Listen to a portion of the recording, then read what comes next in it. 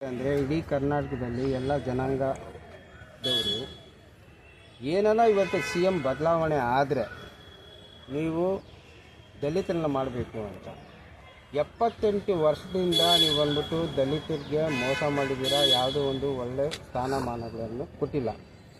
ಇದು ಒಂದು ಒಳ್ಳೆ ಅವಕಾಶ ಇದೆ. ಇಡೀ ದೇಶದಲ್ಲಿ ಕಾಂಗ್ರೆಸ್ ಬರಬೇಕಾದ್ರೆ ನೀವು ಕರ್ನಾಟಕದಲ್ಲಿ ದಲಿತರನ್ನ ಸಿ ಎಂ ಮಾಡಲೇಬೇಕಾಗತ್ತೆ. ಇವತ್ತು ಯಾಕೆ ಡಿ ಕೆ ಶಿವಕುಮಾರ್ ಅವ್ರು ಕೊಟ್ಟಿಲ್ಲ ಅಂದರೆ ಅವರಲ್ಲಿ ಸಿಕ್ಕಾಪಟ್ಟೆ ಹಗರಣ ಇಡಿ ಕೇಸುಗಳು ಇದೆ. ಅವ್ರಿಗೆ ಕೊಡಬೇಕಂತ ಕಾಂಗ್ರೆಸ್ ಕೊಡಬೇಕಂತ ಆಸೆ ಇದೆ, ಬಟ್ ಕೊಡೋಕ್ಕಾಗಲ್ಲ.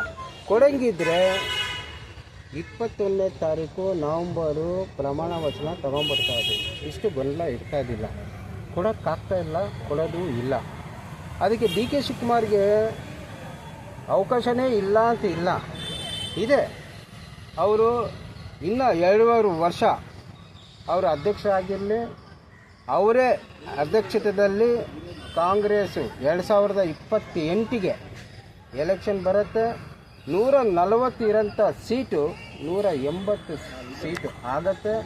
ಏನನ್ನ ಇವತ್ತು ದಲಿತರನ್ನ ಸಿ ಎಂ ಮಾಡಿದರೆ ಕಾಂಗ್ರೆಸ್ ಶಾಶ್ವತವಾಗಿ ಕರ್ನಾಟಕದಲ್ಲಿ ಇರುತ್ತೆ. ಇಡೀ ದೇಶದಲ್ಲಿ ಕಾಂಗ್ರೆಸ್ಸು ಬರುತ್ತೆ.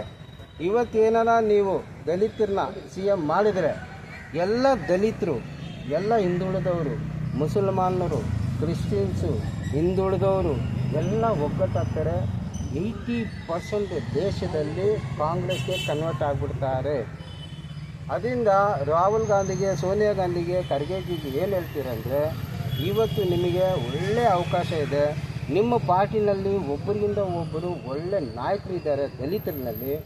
ಅದರಿಂದ ಇವತ್ತು ಒಳ್ಳೆ ಯಾರನ್ನ ಒಂದು ಇಂಟರ್ನ್ಯಾಷನಲ್ ಬಿಸ್ನೆಸ್ನ ತೊಗೊಂಬರ್ತಾರಂದರೆ ವಿದೇಶದಿಂದ ಅದು ಡಾಕ್ಟರ್ ಜಿ ಪರಮೇಶ್ವರ್ ಅವರಿಗೆ ಒಳ್ಳೆ ನಾಯಕತ್ವ ಇದೆ.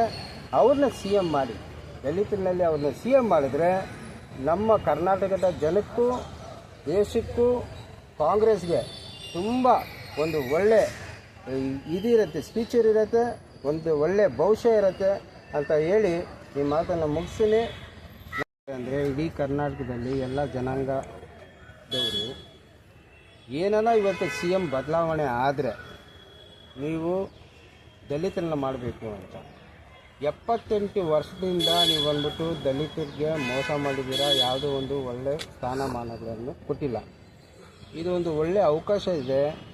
ಇಡೀ ದೇಶದಲ್ಲಿ ಕಾಂಗ್ರೆಸ್ ಬರಬೇಕಾದ್ರೆ ನೀವು ಕರ್ನಾಟಕದಲ್ಲಿ ದಲಿತರನ್ನ ಸಿ ಎಂ ಮಾಡಲೇಬೇಕಾಗತ್ತೆ. ಇವತ್ತು ಯಾಕೆ ಡಿ ಕೆ ಶಿವಕುಮಾರ್ ಅವ್ರು ಕೊಟ್ಟಿಲ್ಲ ಅಂದರೆ ಅವರಲ್ಲಿ ಸಿಕ್ಕಾಪಟ್ಟೆ ಹಗರಣ ಇಡಿ ಕೇಸುಗಳು ಇದೆ.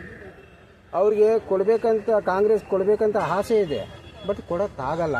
ಕೊಡಂಗಿದ್ರೆ 21ನೇ ತಾರೀಕು ನವಂಬರು ಪ್ರಮಾಣ ವಚನ ತೊಗೊಂಬರ್ತಾ ಇದ್ದೀವಿ. ಇಷ್ಟು ಗೊಂದಲ ಇರ್ತಾ ಇದ್ದಿಲ್ಲ. ಕೊಡೋಕ್ಕಾಗ್ತಾ ಇಲ್ಲ, ಕೊಡೋದು ಇಲ್ಲ. ಅದಕ್ಕೆ ಡಿ ಕೆ ಶಿವಕುಮಾರ್ಗೆ ಅವಕಾಶನೇ ಇಲ್ಲ ಅಂತ ಇಲ್ಲ, ಇದೆ. ಅವರು ಇನ್ನೂ 2.5 ವರ್ಷ ಅವರು ಅಧ್ಯಕ್ಷರಾಗಿರಲಿ. ಅವರೇ ಅಧ್ಯಕ್ಷತೆಯಲ್ಲಿ ಕಾಂಗ್ರೆಸ್ಸು 2028ಗೆ ಎಲೆಕ್ಷನ್ ಬರುತ್ತೆ. 140 ಇರೋಂಥ ಸೀಟು 180 ಸೀಟು ಆಗತ್ತೆ. ಏನನ್ನ ಇವತ್ತು ದಲಿತರನ್ನ ಸಿ ಎಂ ಮಾಡಿದರೆ ಕಾಂಗ್ರೆಸ್ ಶಾಶ್ವತವಾಗಿ ಕರ್ನಾಟಕದಲ್ಲಿ ಇರುತ್ತೆ. ಇಡೀ ದೇಶದಲ್ಲಿ ಕಾಂಗ್ರೆಸ್ಸು ಬರುತ್ತೆ. ಇವತ್ತೇನ ನೀವು ದಲಿತರನ್ನ ಸಿ ಎಂ ಮಾಡಿದರೆ ಎಲ್ಲ ದಲಿತರು, ಎಲ್ಲ ಹಿಂದುಳಿದವರು, ಮುಸಲ್ಮಾನರು, ಕ್ರಿಶ್ಚಿಯನ್ಸು, ಹಿಂದುಳಿದವರು ಎಲ್ಲ ಒಗ್ಗಟ್ಟಾಗ್ತಾರೆ. 80% ದೇಶದಲ್ಲಿ ಕಾಂಗ್ರೆಸ್ಗೆ ಕನ್ವರ್ಟ್ ಆಗಿಬಿಡ್ತಾರೆ.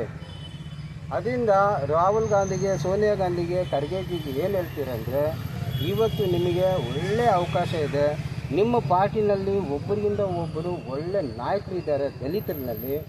ಅದರಿಂದ ಇವತ್ತು ಒಳ್ಳೆ ಯಾರನ್ನ ಒಂದು ಇಂಟರ್ನ್ಯಾಷನಲ್ ಬಿಸ್ನೆಸ್ನ ತೊಗೊಂಬರ್ತಾರಂದರೆ ವಿದೇಶದಿಂದ ಅದು ಡಾಕ್ಟರ್ ಜಿ ಪರಮೇಶ್ವರ್ ಅವರಿಗೆ ಒಳ್ಳೆ ನಾಯಕತ್ವ ಇದೆ.